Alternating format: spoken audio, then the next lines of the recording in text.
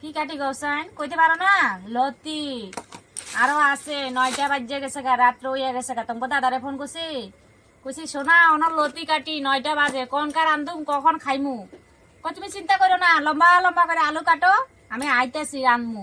রান্ধতে কয় ঘন্টা লাগে, টিভি দেখো আর রান্ধো। বাবা জামাই পাইছি, সত্য কথা কইছি। ধৈর্য আছে, ধৈর্য আমার স্বামীর। আমার মানে ধৈর্য নাই, অধৈর্য, বুঝছনি? আমি অধৈর্য, আমার স্বামীর ধৈর্য আছে। মানে ধৈর্য থাকলে যে সবই হয়, সংসারে একজনের ধৈর্য থাকতে লাগে। পাইছি একখান স্বামী, মানে কত মানে পূর্ণ কইরা পাইছি, সত্য কথা। এমনি বহুত ভালো আছে। লতিগুলা কাটতেছে, এখন তো ঘুম পাইয়া গেছে গা।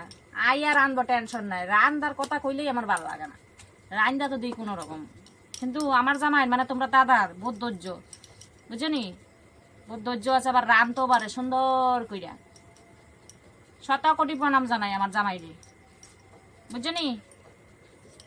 আর অনকা বানাইমু, তোমরা দাদা হইলে। আমি এখন কাটতে থাকি আস্তে আস্তে, আমার ঘুম পাইছে। কাটতে কাটতে আমি অনকা ঘুমাই যাবো। তোমরা দাদা কবে শোনা হয়েছে না?